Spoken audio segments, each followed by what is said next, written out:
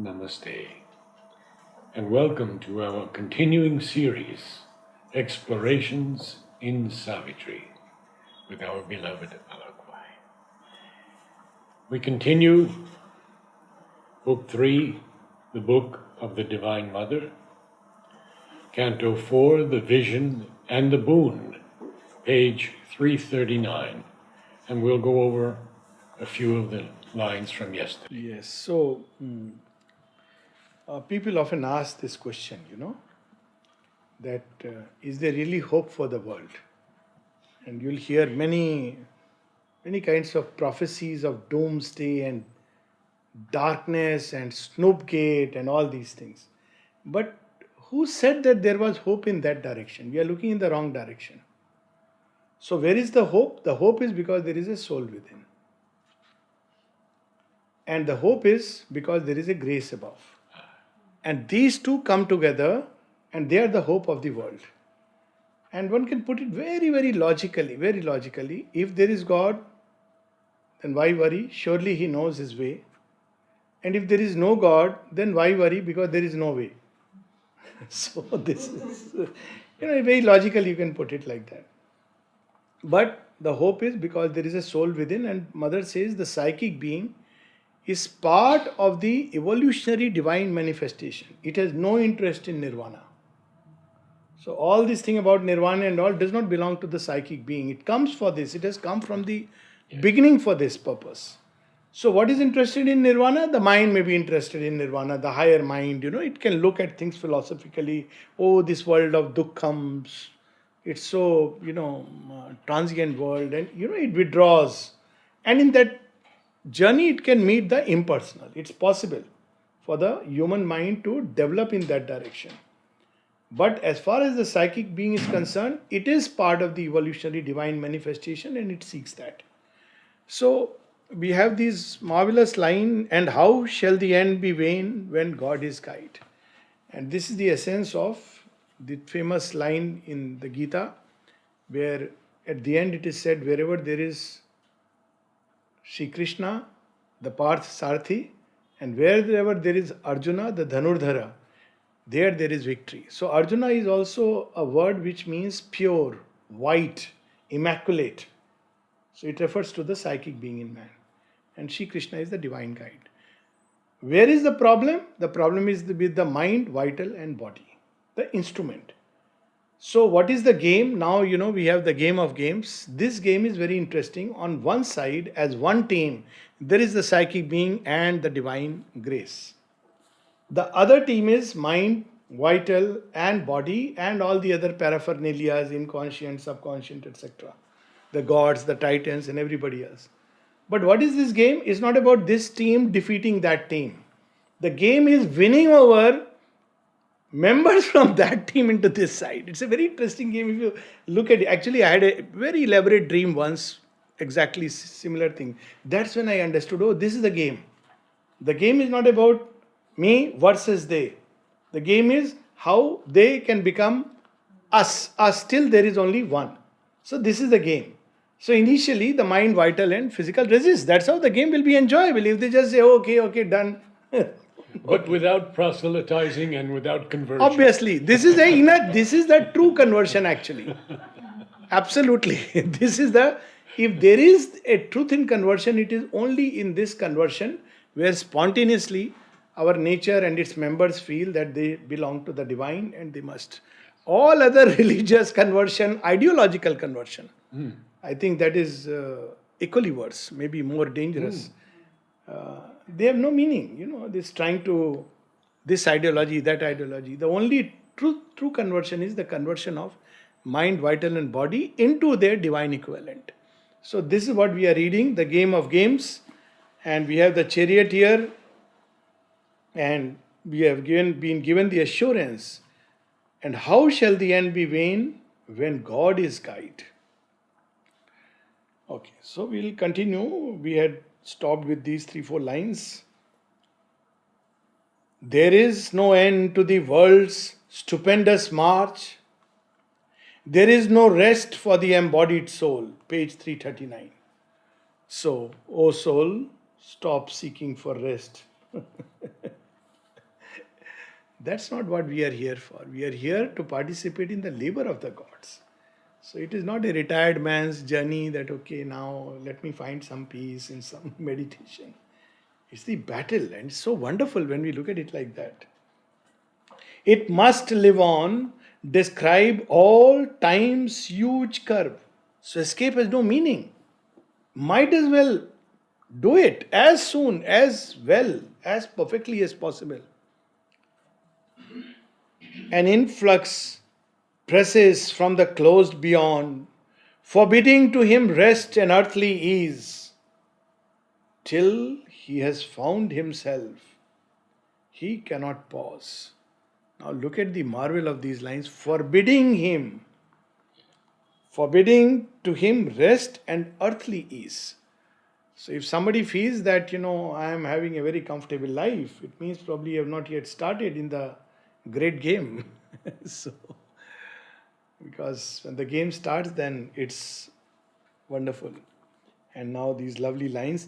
A light there is that leads, a power that aids.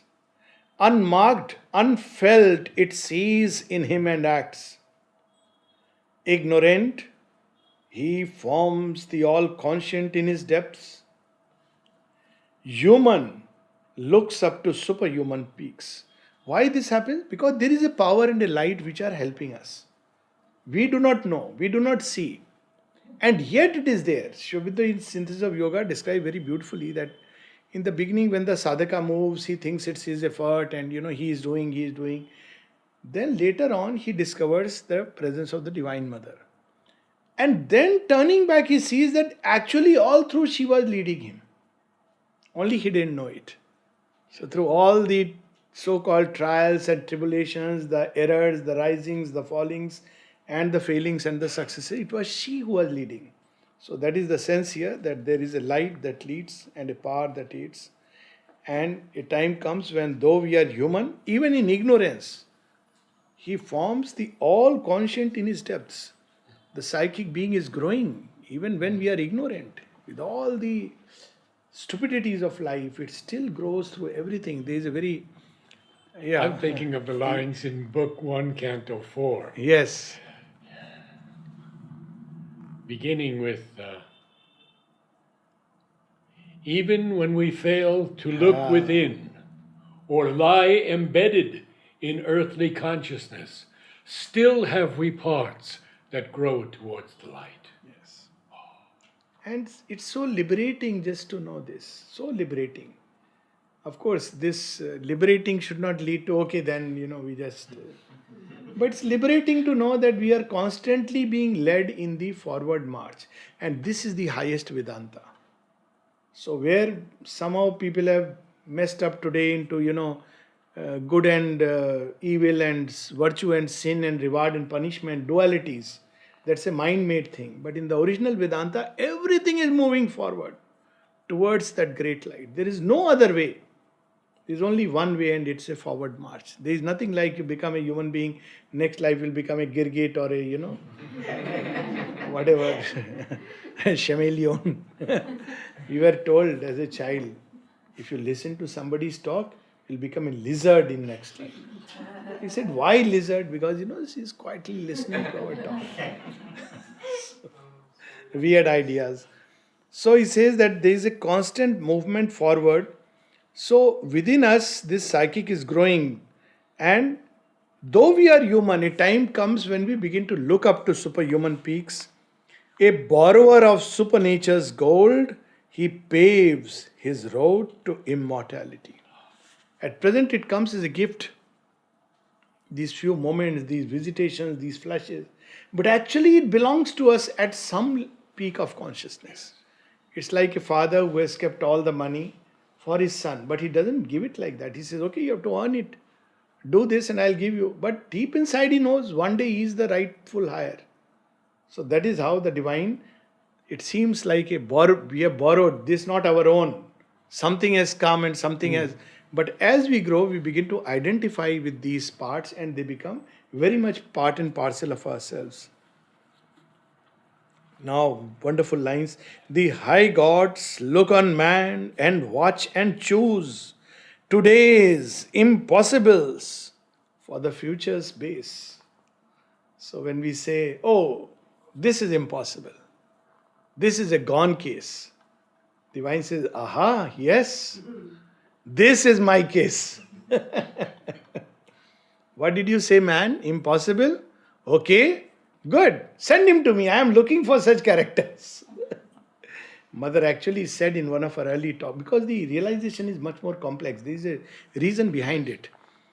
She says that. She says there are a number of aphorisms. One place she says, Sri Aurobindo says, a converted asura is much more useful from God's point of view. What will he do with innocent angels? Because he is. It's an entire complexity, and the manifestation is far more complete. So in the beginning, the mother, in one of her conversations, says, in the beginning I used to say that each of you represents an impossibility. And it may have sounded very harsh, but today I would say that each of you represents a difficulty to be solved after the supramental manifestation. Before that, she would say an impossibility means nothing can be done, but you are here, let's see what can be done. It's like a gone case, terminal case, going to a doctor. Doctor will not say nothing can be done. He say, okay, let's register.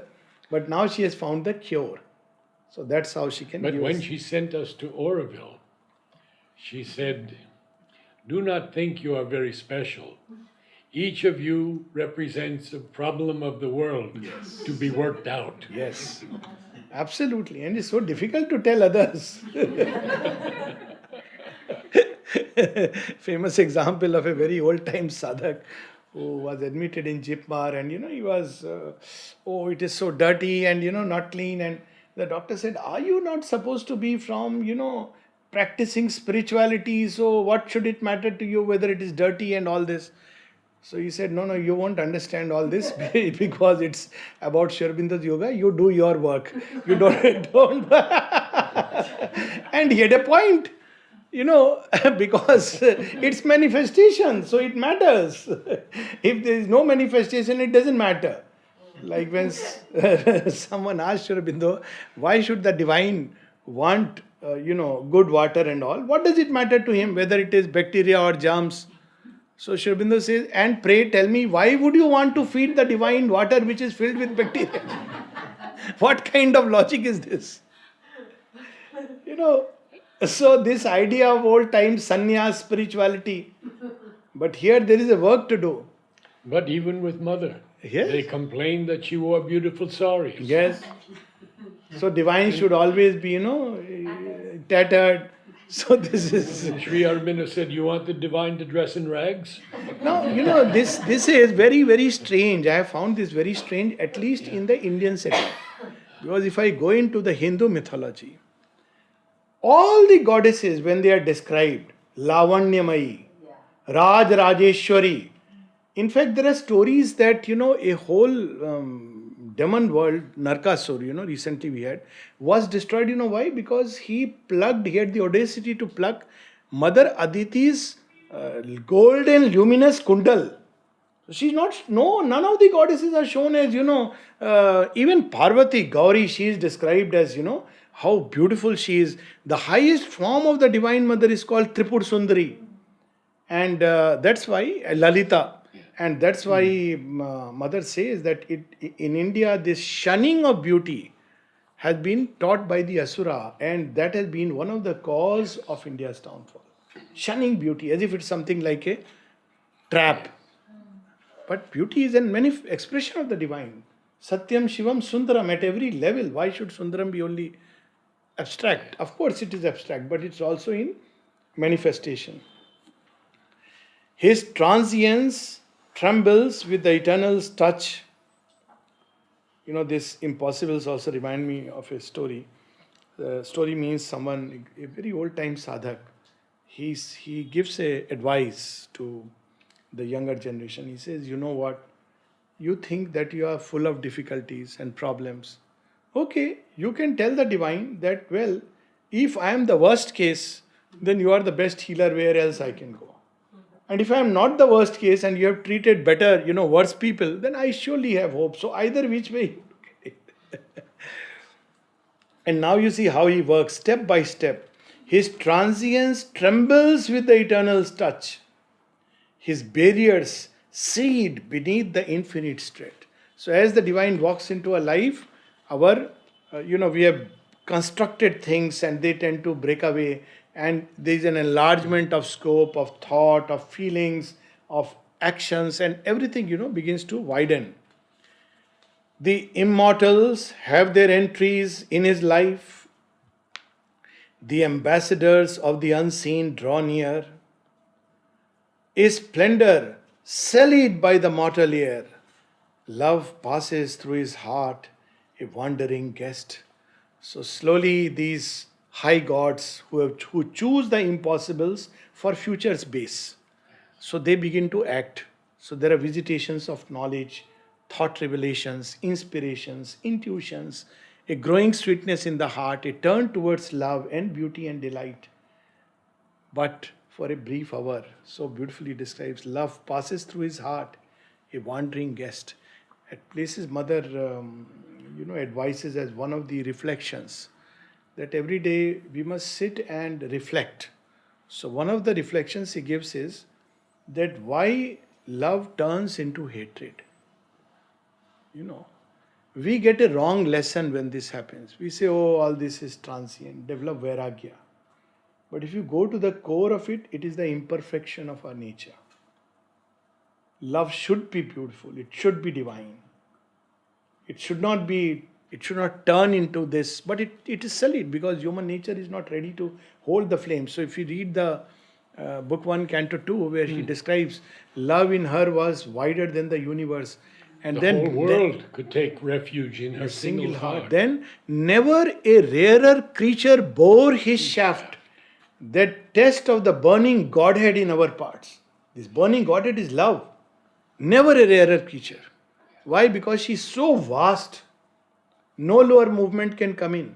That is how that love can be. And also elsewhere later on says, but for this human love must change its ways to divine. That is the important part, not love as it is. But what we do is we discard the energy thinking that it's a snare. What we have to do is purify and transmute it. That is the path which is being shown. Yeah. Beauty surrounds him for a magic hour. He has visits of a large, revealing joy. Brief widenesses release him from himself, enticing towards a glory ever in front. Hopes of a deathless sweetness lure and leave. His mind is crossed by strange discovering fires. Rare intimations lift his stumbling speech to a moment's kinship with the eternal word. A mask of wisdom circles through his brain, perturbing him with glimpses half divine. So you see, so beautifully describing step by step the process of transformation, evolutionary process. So there is love, there is visitations of beauty, surrounds him for a magic hour. And usually, beauty and delight go with love. And for a moment, you see, that's what happens when people experience, even at a most ordinary level, when a teenager experiences love, for a moment everything appears beautiful. You can tell it from the joy on his face that something is amiss. That's how mothers come to know. All the mothers know, unusually happy. Something is, going on. Beauty. Everything is wonderful. Because that's the quality of love. But it's for a brief while. Very soon it's sullied. He has visits of a large revealing joy. You see, they will come together. Love, beauty, joy. They are three sides or shades of one truth. Brief widenesses release him from himself. Suddenly the mind, the narrow mind, the bigoted mind suddenly enters into a very wide space. And you see, this line is very interesting. Brief widenesses release him from himself. The line is not he is released or he releases himself into widenesses. They release the god of wideness. It's the whole story on him, Varuna, who enters and cuts the cord of mind, and the mind becomes a universal mind, a free intelligence, not man's effort. But again, this is the action of the gods he is describing, all through how they act upon the human being and prepare him. Enticing towards a glory ever in front, hopes of a deathless sweetness, lure and leave, lure and leave, lure and leave, till finally he arrives. That's how, and Mother speaks of that in one of her conversations. Why illusions are permitted? Because that is how you grow. You can't suddenly grow from this ant-like stature to an elephant. So you will go through illusions. With each illusion, you may go through disappointment, but actually you grow.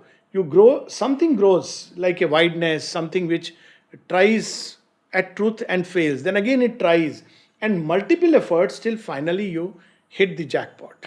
Many attempts are justified because of the one jackpot which you are going to hit at the center one day. It's a preparation process. Lure and leave. His mind is crossed by strange discovering fires. Rare intimations lift his tumbling speech to a moment's kinship with the eternal word. So, our speech, our thoughts are lifted up. They receive touches of inspiration, revelation, intuitions, and the joy that comes from these. And human speech begins to be molded into is speech divine, that line of Sri Aurobindo, in the golden light has entered into my throat, and all my speech is now a tune divine. A pained song of thee, my single note. My words are drunk with the immortal swine. Imagine, the words give joy. So always, and Mother speaks of it in one of her experiences. You see, people come, they show her books and what they have said. She said, I'm looking for that little vibration of joy. That is the sign. The sign is not how big sounding words you are speaking. And that's the problem with academics, so dull and dry, as if the heart is not there. Only the left brain, that too a very small little brain. So, skeptic brain. We can edit it if you want. I think we'll let this one go. Let this one go. Now people have told me words. Oh, you are so much against academics. I said I am nothing against academics.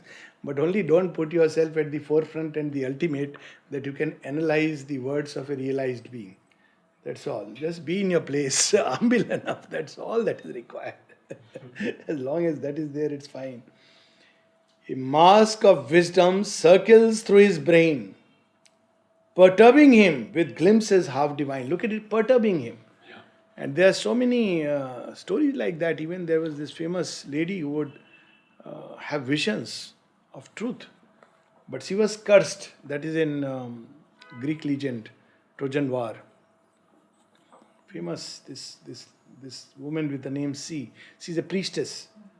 But she's cursed that you have got it, because she falls in love with Apollo but it's with a purpose. She wants this gift and after that she leaves him. So Apollo curses her. He says, you will see truth because you have come with me. But because you have left me, nobody will believe in what you will say.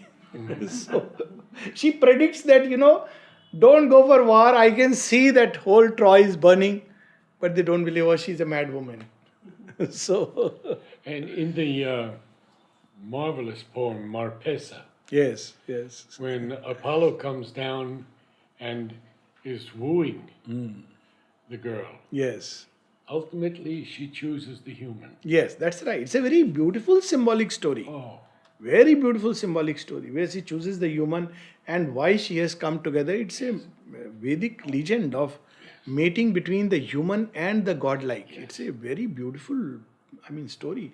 All stories of the Trojan War are amazing. Perturbing him with glimpses half divine, he lays his hands sometimes on the unknown. He communes sometimes with eternity. A strange and grandiose symbol was his birth. human birth.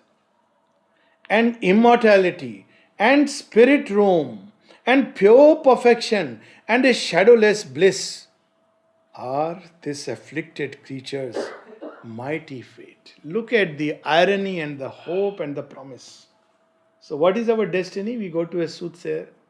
What does he say? You will succeed in your competition, or you will overthrow your boss, or you will get money. This is nothing to do with destiny. This is not about destiny and fate. Fate and destiny is the goal, the road. Thou choosest are thy fate. Savitri itself reveals that, O man, the events that meet thee on thy road, though they smite thy body and mind with joy and grief, are not thy fate. They touch thee a while and pass. The road, the goal thou choosest are thy fate. So there also he continues saying that, lifting the hammers of titanic toil, the gods work upon man and their sons are marked with stamp of fire. So what is our fate? Here is the ultimate. Our fate is, let's read it again, so nice. And immortality and spirit room, this body itself will become a room, house of the spirit, and pure perfection and a shadowless bliss. This perfection is not just arranging things materially, but a roundedness, wholeness of all that we embody and lifted to the pinnacles of divinity. So that is the perfection, pure perfection, and a shadowless bliss are this afflicted creature's mighty fate. In him the earth mother sees draw near the change, foreshadowed in a dumb and fiery depths. A godhead drawn from her transmuted limbs, an alchemy of heaven on nature's base. So earth has nurtured this child. Yes. After all, she is the one who gave room for the psychic to come. And slowly she is, it has been promised to her. We can almost make a Puranic legend of our own, that when earth was told you have to do a big work, she is a goddess. And she says, all right, what is the work? Most difficult work. What is it? You will become just the very opposite of this goddess. And what will happen? You have to become absolutely obscure like hard matter. What next? Ultimately, a divine perfection will be carved out of you. And she agrees. So that's why she's a goddess, Ever pondered all the gods are seated up in the sky? But earth is a goddess who is here. Prithvima. So that's why she's so special. And she waits billions of years, she is waiting for this new being to come, who is going to be the peak, who will change her life.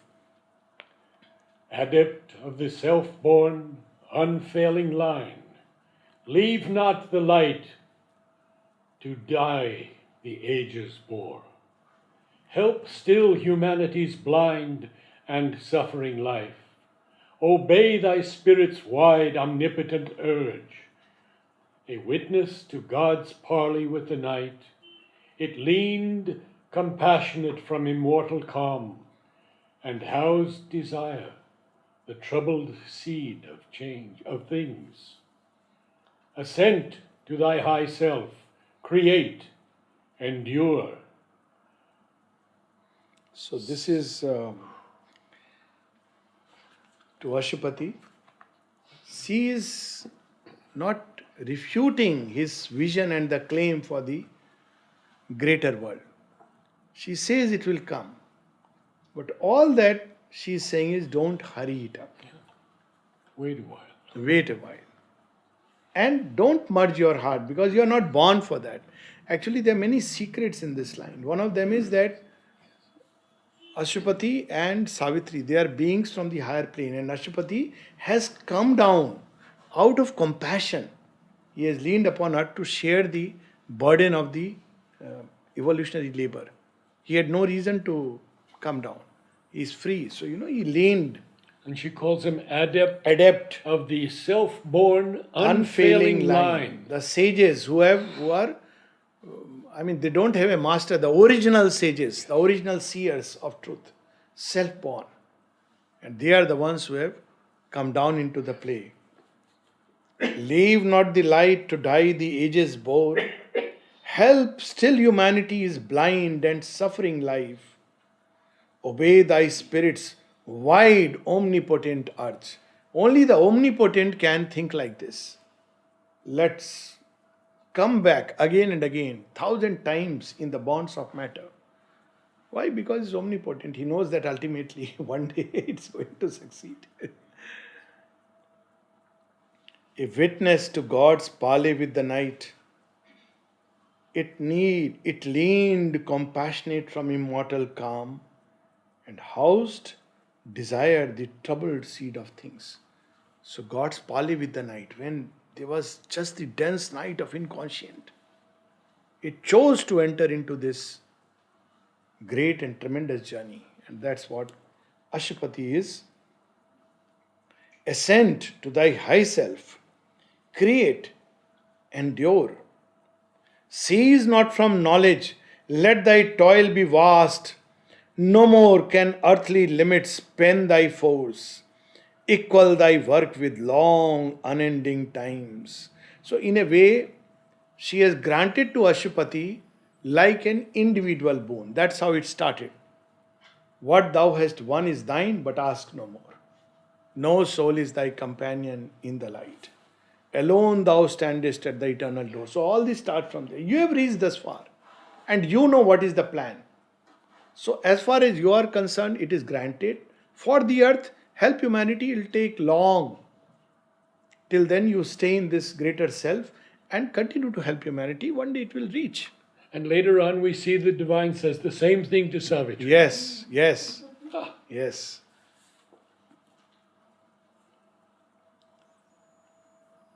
Equal thy work with long, unending times. So you see what Sri Aurobindo and the mother have done, they have created what can be called as compressed time. Some people call it jump time. Or you can equally put, they have compressed the evolution of millions of years. So they are not just prophets who saw that there will be a Superman who will come. They actually made it happen much faster than what is intended. So prophets see. Some people call him as a prophet who saw the coming of Superman. So saw the coming would end here. If Ashupati says, okay, I'll do as you command. But they didn't only see, they wanted it to happen here and now because they also embodied the anguish of the earth. That he will describe later on. Traveler upon the bare eternal heights where he has reached, tread still the difficult and dateless path, joining the cycles with its austere curve, measured for man by the initiate gods. You see, this is the path. So there are two paths, the path of the Titans and the path of the gods. This comes in one of the Puranas. Path of the Titans is where they oppose God's plan and thereby merge into God.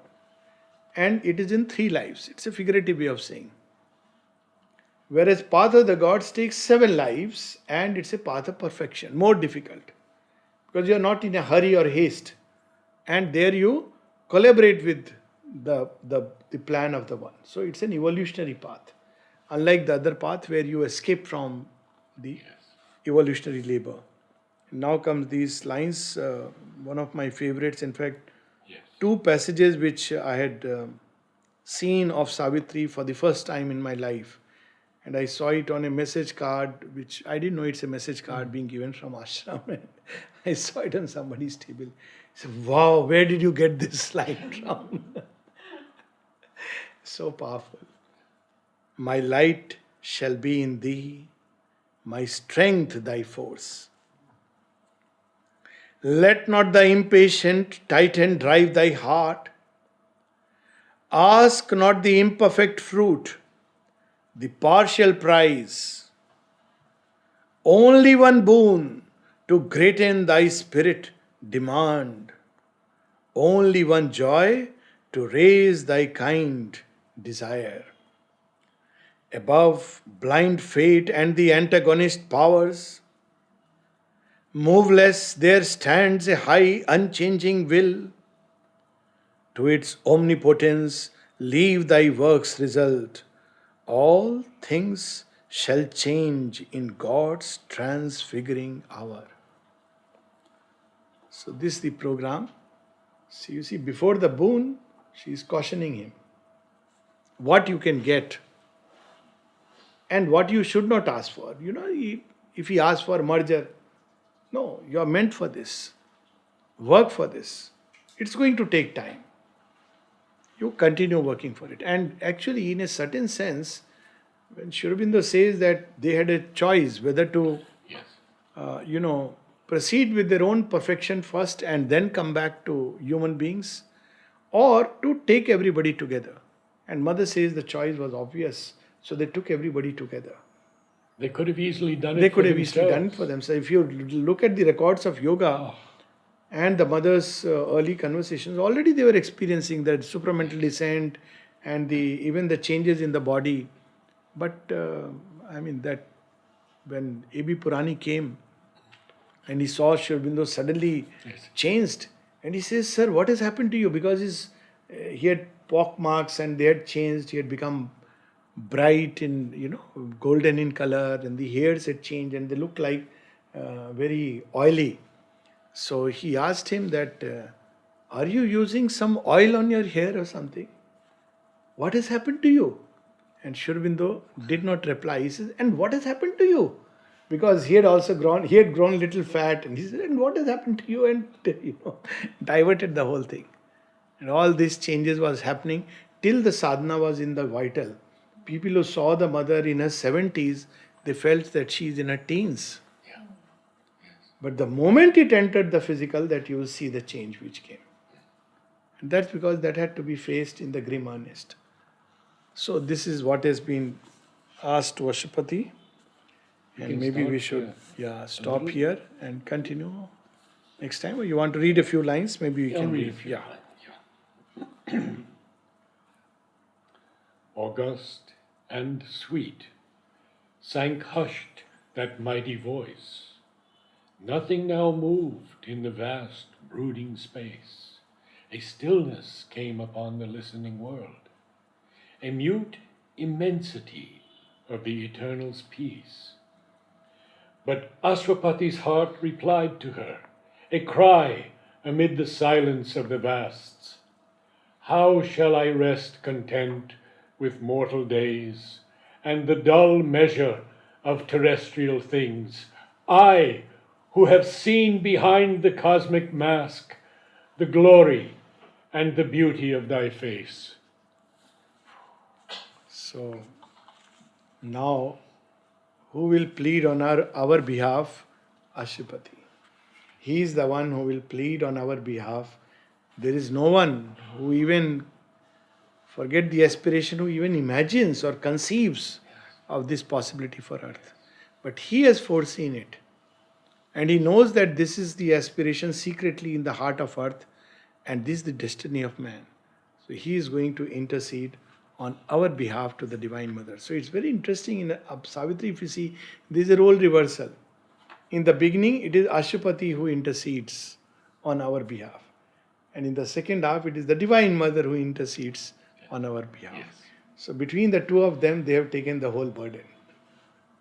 All that we need to do is to open to them and be receptive to their workings. You could say something perhaps about the dual avatar. Yes. So It was maybe- the first time in human Yes. history that it has occurred that the divine and the Shakti descended at the same time. more importantly, where the Shakti went into the forefront. Yes. Otherwise, she has been always behind. Yes. Because it was not a new creation. The Purusha aspect was important. But where does the Shakti come into play? Where there is a new creation. Yes. So if we look at it through the history of the avatars history, it has always been leaning on the Purusha side. Because the first work was to free man from the clutch of ignorance. So each avatar comes and takes him one rung up the ladder, one rung up the ladder. Till now, but now, man is ready for the next step, the new creation. And for that, the Purusha aspect, the Ishvara has to step behind and ask the Divine Mother to do her work. In the Puranas, it is there that, when Shiva dances, he destroys the old creation. But destroying the old is not enough. So Parvati, the Divine Mother, dances and there is a new creation. So she has to set into motion the new rhythm of a new creation. So she is the one who must step in the forefront.